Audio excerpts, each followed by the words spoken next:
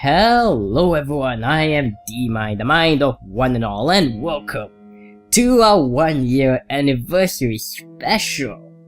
Alright, so exactly 1 year ago, on this day, well not exactly today, but on the 31st of January 1 year ago, I've uploaded my first video on YouTube.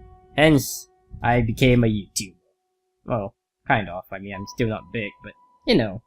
So I decided I wanted to celebrate the 1 year anniversary by doing something I wouldn't normally play. So this is Phenomeno, a visual novel about rainbows and sunshines and unicorns. Oh, I wish. But yeah, this is Phenomeno, it's a horror visual novel, and come to think of it, I don't think I've ever played a horror visual novel, like, ever. I played quite a few. I mean, I don't play that many visual novels to begin with, but out of all the visual novels I played, yeah, they're either dating sims or just normal visual novels with a story. Not horror. I guess, what was that name? Train of Afterlife might be considered horror. I mean, it has some elements of horror in it, especially at the end, but it was just a little bit. I mean, it's not that scary. And so this is my first a real horror visual novel, and don't panic if you see all this in Japanese.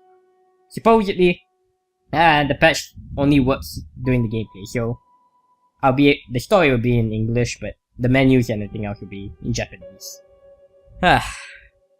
All the things I do for YouTube, playing a horror visual novel.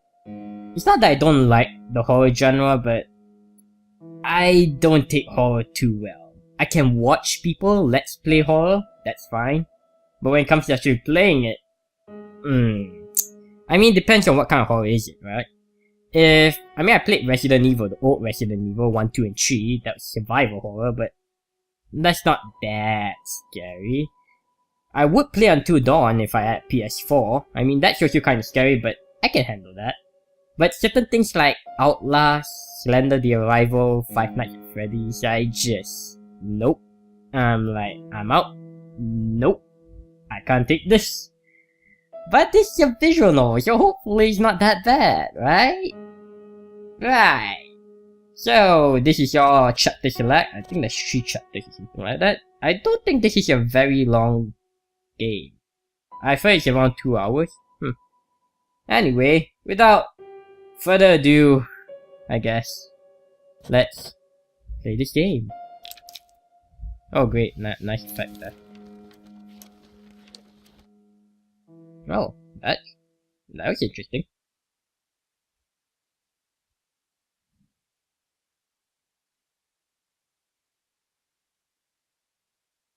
There are things that shouldn't be seen.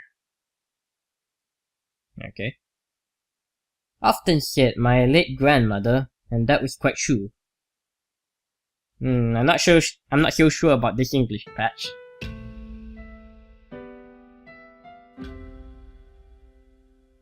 I was drawn to the occult from childhood, and upon entering university, I learned the truth of those words by stepping many times into the edges of the nether.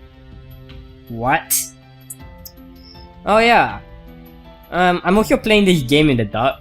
I decided, well, the best way to play a game is to turn off all the lights. Except for one light, I just wish I can adjust the brightness, so I made it quite dim. Enough for me to see, but still not that bright. So yeah, I'm playing this in the dark. Alright. Ghosts. Beings which no one can decisively determine whether they exist or not. The story that begins here revolves around stories brought forth by them. Oh yeah, and this game is supposedly one of 3 cases. Like there's case 1, 2, and 3. There's just one of them. If I'm not mistaken, it's the first one? I know. But yeah, there's 3 cases. This is just one case. Oh well. Yeah, and this story, it can also be said to be the story of it and I. As its eyes glimmer in front of strangeness as it breathes outwards, with a bedazzled expression, it walked the world that I always believed in. It made me anxious of whether the ground I stood on would shake. I would want to look over my shoulder, just by listening. And I grew back to fear whether someone were peeking from the dark shadow of the door. Maybe it was because the words it spoke included truths about the other side, included truths that only applied to the scan to test waning bits. Now, after it has disappeared, do I finally know that? As grandmother said, it was a world that I should not have seen. It was a story that was not for the living person. However, I intend to speak of that. I intend to speak about all of that. Because if you don't, it wouldn't be able to rest in peace. Because it, having lived on the edge of darkness, having struggled through the threshold of darkness, will not be able to live in peace. Yes, I'll say it once more. From here on, it's a story that shouldn't be known. Oh, okay.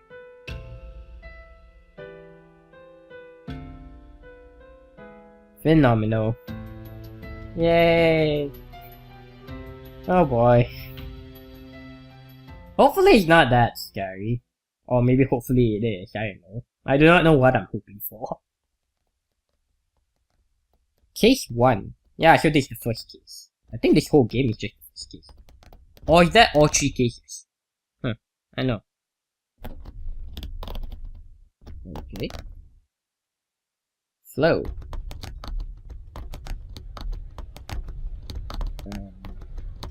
What's that noise? Huh. Okay. Hey, Mother. If the beings called ghosts existed in the world, would it ever be possible for someone to prove their existence such that no one anywhere could argue otherwise? Nice. There's lightning storm going on outside my house. I think it would be impossible no matter how much humanity evolves. On the flip side, it also means no one anywhere could prove irrefutably that they do not exist. From that standpoint, to discuss whether ghosts exist or not, it's a complete waste of time. That's why people who can emerge victorious from such a discussion must be people who can purely enjoy ghosts as a source of entertainment. Indeed, I fall under the group that, and you could call me quite bluntly as an occult maniac. Oh, so we're an occult maniac. Mother may not know, but this is quite a niche existence in the world. To be of my age and go ghosts.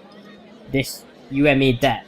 I know that people laugh at people like me, but you know, there are plenty of things in the world that are inexplicable. Yes. Really now. For example, the house I'm living in. Why would you live in this house? This old, almost 30 years old building is by the side of the Tamagawa waterworks, and partly because it's located in such an odd place, has an incredibly low rent. Oh, I see, because of the low rent. When I came to Tokyo this spring, I looked for a cheap apartment and found this place. It takes 10 minutes of biking to reach a convenience store. It's surrounded by darkness and covered by a thick coats. And because there are no street lights in the area, it's completely dark at night. Brilliant! However, I enjoy this old building. Yeah, it's cause you're an occult maniac, right? It was built like an old mountain cottage, as the first floor was a garage and the second and third floors were blowout. So it was more than luxurious for a person living alone. Really luxurious? The kitchen was as cramped as a kitchenette, but it had a living room, a Japanese style room, a bath, and even an atelier. From what I hear, an architect had designed it as a personal workplace. I liked it at first sight. Furthermore, for a place with a bath to be just 30,000 yen in Tokyo, Musashino was unthinkably rare. 30,000 yen, that's like $300? Oh, $300 for a whole bath, I see. And it even came with an oral story that could not be ignored. This is a house that grants wishes. Oh, that's actually a good thing, right? I mean, it wouldn't be a horror, you can grant wishes. Yeah. So said the smiling real estate agent who introduced this place to me. The architect who built this became famous. The illustrator who moved in became busy and moved closer to the city, and the young couple that was living here until last month gave birth to a baby, which led to this becoming open. You are quite lucky. If it's so cheap, if it's so great, why is it so cheap? Well, I guess it's the location and no street lights and all that. After hearing that, who wouldn't immediately seal the deal? Alright. So I jumped at the opportunity. There was probably a feeling of superiority too, given that my colleagues at university pay over twice the rent and live in rabbit cages. In any case, I was quite pleased at how lucky a man I was with my first time living alone. Yet, within a month I realized how big of a mistake that was.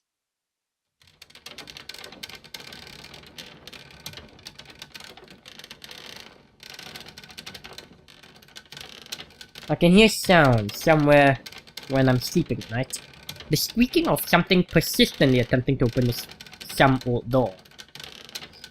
Maybe they're rats. I mean, where I'm living, sometimes I hear noises scuttling about and they are indeed rats. I assume it was just some bad structure somewhere, but I soon realized that it was odd that it always happened at 2 AM. Oh yeah, this is a horror story, so most likely it's something, not rats. I tried going to the living room from my bedroom at the edge of the second floor, and the sound would stop. I thought maybe it was coming from above and went to the atelier on the third floor, but there was nothing that could be the source of sound. I planned to eventually organize it to be cooler, but at the moment it was a bare environment with just my desk and a bookshelf. I looked around, but the windows were all shut, so there was nothing to make sound. And after that I went to the toilet and the bath, however I could not find anything that could be connected to the sound. So I thought maybe I'm just hearing things and went to sleep again. But then the sound started again. Squeak. The sound of old wood groaning. I could also hear the sound of something scraping. It wasn't like a mouse or a cat. It was an eerie sound, like something trying to crawl out somewhere dark after having been tormented for a long time. How do you reach to that conclusion? Yeah, something trying to crawl out of somewhere dark after being tormented for a long time. Maybe it was murdered by an ex-wife or something, and like, how do you reach this conclusion? Eventually that sound stopped, seemingly echoing throughout the house. I felt like it was seeping through the atmosphere around my ear. As a result, I began keeping the lights on throughout the house and using earplugs when sleeping. However, the problem stopped being just sound. It was about 2 weeks ago I found a decisive thing. What decisive? Okay. I found 7. Oh yeah, that is the Chinese character for 7. Yeah, I should know this. Carved into the wall of the landing of the stairs with something sharp. Wait. Or the landing of the stairs with something sharp, yeah. I immediately checked the doors and windows around the house, but there didn't seem to have been anyone entering. I was probably terrified. Maybe it was there all along. You just didn't notice. It was pretty big engraving, but I forced myself to think I had just never noticed it before. Oh, I see. A few days later, I found near the bathtub 6. Something sharp had carved into the windowsill, and then a week ago, I found near the toilet 5. And even this easygoing person had to believe it. Something was in this house, and that this was some countdown. Move out before the countdown reaches 0. I immediately jumped out of the house. I couldn't live in the house anymore. Alright! End of horror story. We moved out and never entered again. I hadn't made any close friends yet at university, so I lived in karaoke boxes and net cafes for several days. Oh, I see. I couldn't talk about this to anyone. I didn't know any monks, nor any mediums. Then I realized, right, maybe the people from Ikaigabushi, edge of the netherworld. Oh, what kind of place is that? Would be perfect for discussing this with. The colleagues of mine whom were also into the occult, well, may believe me. Ah, I see. Other people into the occult. And so, incidentally, they aren't suspicious people at all. Really? No, we are plenty suspicious. Huh? I recall at the sudden voice from above. You look... I don't know how to say. Alright. When I looked up, I saw Karasu's white face and she was waving her hand. Yo, Nagi. Oh wait, you know they should put a name to tell who's saying it. So we are Nagi. Yeah, she's Karasu. So we are Nagi. So she's like, yo, Nagi. Karasu, since when were you there? I checked the time on my cell phone. It was 10:30 PM. There's still 30 minutes until the offline meeting taking place at 11. Right around when you began explaining the house that grants wishes to your mother, that's basically the start. I complained. Oh wait, that's basically the start. See, I wouldn't know who's saying what. I think this is her saying, and then that's me saying. I complained as I grumpily placed my stationery back my bag. Wait, my stationery back in my bag, I think. Whoa. Sorry. But you know, peeping is like our trait, you know? Said Karasu as she smiled cutely. Or you could do the said Karasu, yeah, then I would know who's speaking. This was a family restaurant near Ichikai Road. We were going to have an emergency offline meeting here with the members of an occult site I frequent. And of course, Karasu wasn't her real name, it was her handle that she used online. Just as I, Yamada Nagito, go by the name Nagi. Well, it's not really, it's more like a nickname, but it's not your name entirely. Like Nagito, you know. She went by Karasu. This was the third time we met, but I still don't know her real name. However, she was a veteran on the Ikai Gabushi site, and thus a bit senior to me, who only began looking at the site this spring. Oh, nice top there with the skull and bones. Really? And the accessories, of course, yes. I'm not surprised you're wearing earrings and everything with bones and whatnot. And skulls. Her appearance was as usual, a purplish velvet dress that reached her ankles. And below that was just a black camisole, or rather, her chest was completely bare. Really? Her breasts, are we really gonna talk about breasts? Looked like they would jump out at any time, which made looking at her awkward. However, this was her uniform of sorts. You're quite early, did you close shop early today? I asked. See, I don't know who was saying that. Pretty much, fortune tellers don't have much to do when there are no customers. She took off the stole she was wearing and sat down across from me.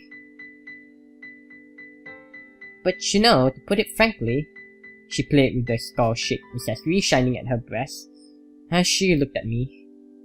Your house probably has nothing to it. What? What was it? Right, schema. Schema? Some word used in cognitive science. If you keep thinking you are scared, then you start seeing faces in the ceiling, that sort of thing. Because you were hearing squeaking every day, you began seeing numbers from the scratches that always were in your house. You can take pictures of it with your phone, then you will know for sure whether it is, or you can show someone else. Seriously? Yeah, you could take a picture and post it on that website forum, I think it's forum, yeah. Yeah, you just take a picture of it and show it, then be like, I'm not crazy, look, it's real. I mean, the phone wouldn't capture an illusion. Seriously. I mean, you came to Tokyo alone from super ruralness in Shizuoka, and this is the first time you're living alone, right? And then you're living in an old wooden house alone, so it's not too surprising. I used to live in a house that groaned and squeaked a lot, so I know how you feel. It's like the sound of saran, I don't know what's saran, rapping, so it's pretty discomforting. So she said as she raised her hand to order beer from the waitress. Well, wait then, if this was just me being a wuss, then why should I say to the occult veterans that were coming to the offline meeting? Will I get banned from the wonderful site for being an airhead in just one night? Don't worry about it, she laughed. We're a bunch of folk that love meeting and trading shady stories. But it shouldn't be that simple. There were about 10 people coming to this meeting. And then Karashi said, huh?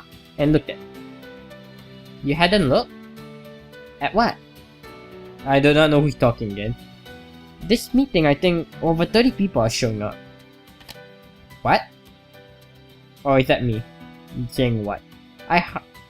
Oh yeah, that's me. I hurriedly accessed the Ikai Gabuchi offline meeting board though through my cell phone. and then opening the house that grants wishes investigation thread, and was taken aback. You're right. Why the numbers suddenly skyrocket? Rocket. Are there many people interested in the house that grants wishes? Unfortunately, not at all. See, even the regular Hugh and Zippo are coming to the meeting, right? They wouldn't move for some mere horror tale. Some horror tale. She laughed at the expression I made as she plucked the phone from my hand and then played with it. And then she turned the screen to me. This, the fourth poster going by the name Yoishi. I think this meant people are showing up because this one announced their participation. Oh, because Yoishi announced their participation, then I won't do this. Who is Yoishi? No idea.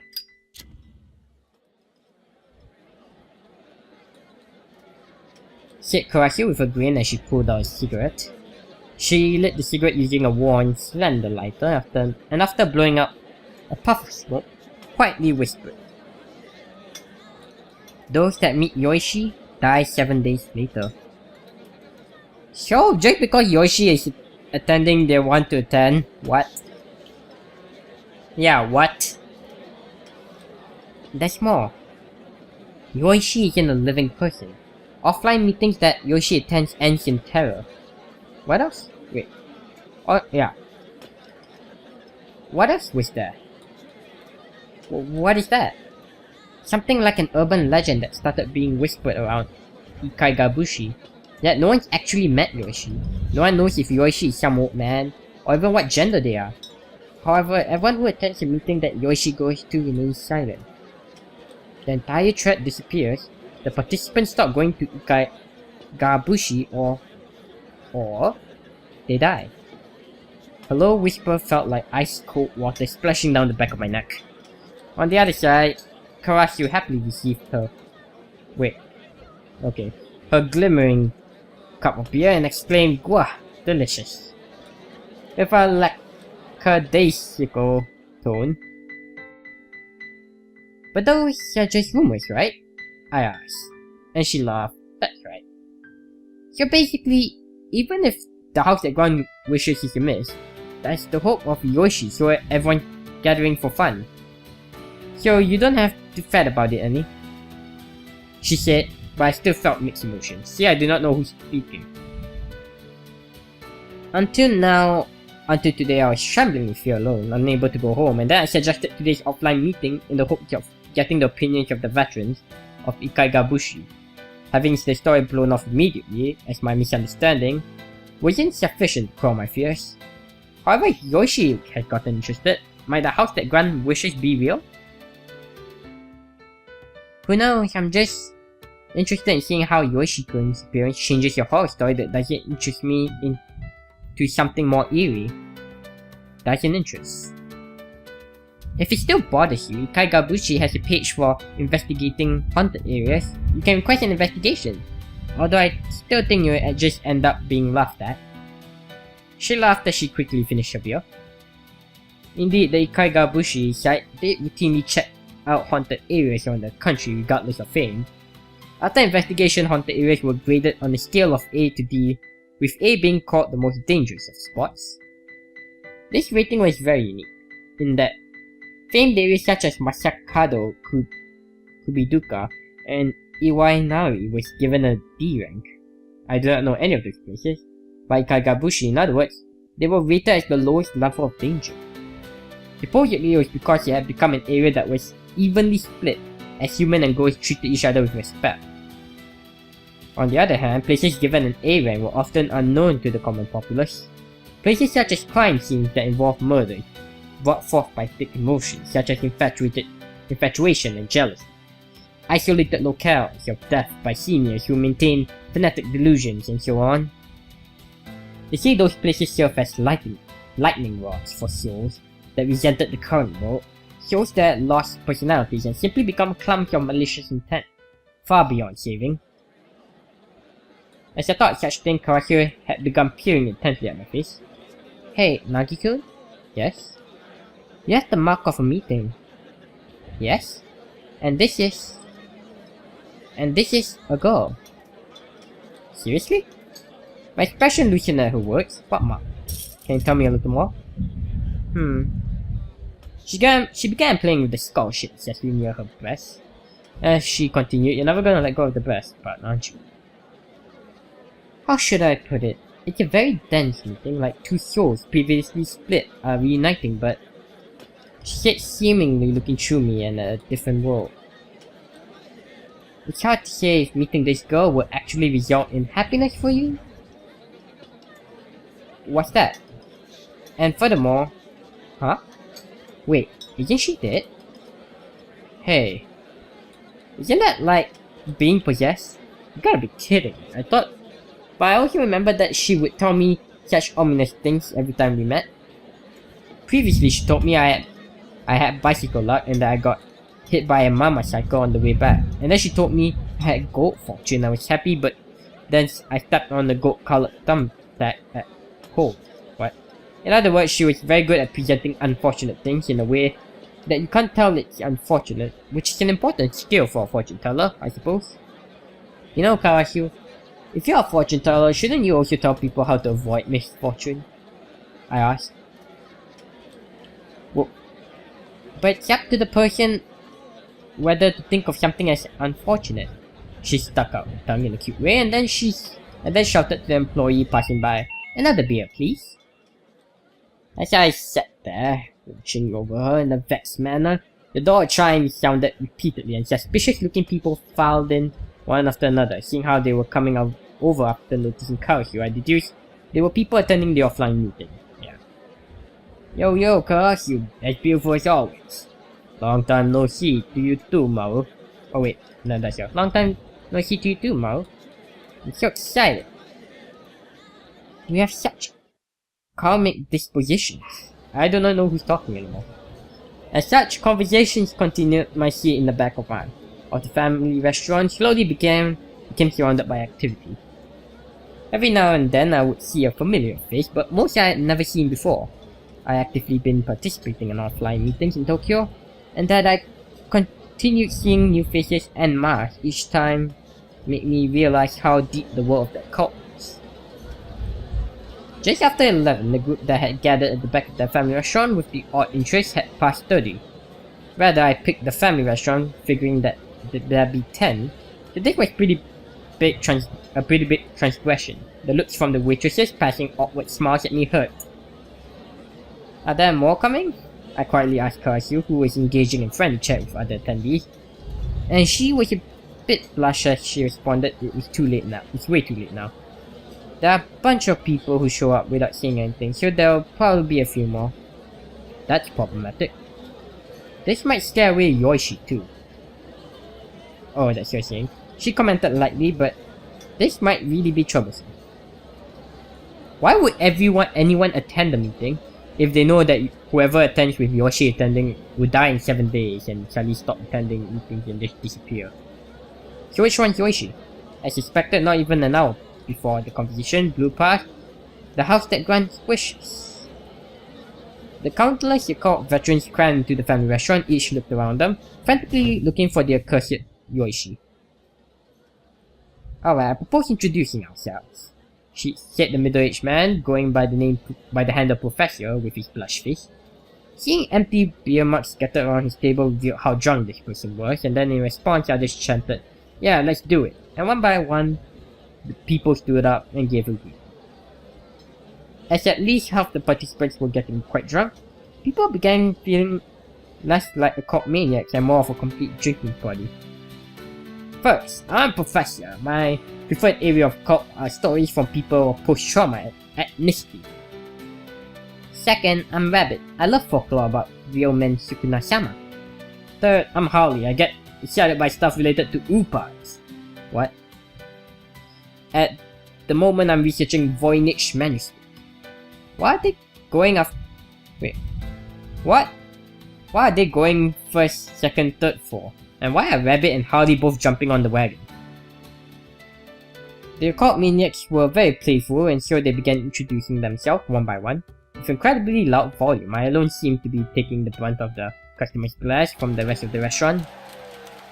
7. I'm Karasu. When she energetically stood up, a round of applause rose, and in response she began socializing every which way, so I gave up. come to think of it, it could be said that every offline meeting for Ikai Gabushi turns out this year, so it's like a trait of the site. Here, Nagi-kun, it's your turn next. Urged by Karasu, I begrudgingly stood up. Hey, I'm Nagi. I'm a university student. What type of occult do you like? I like anything wonderful, but right now, things related to ghosts.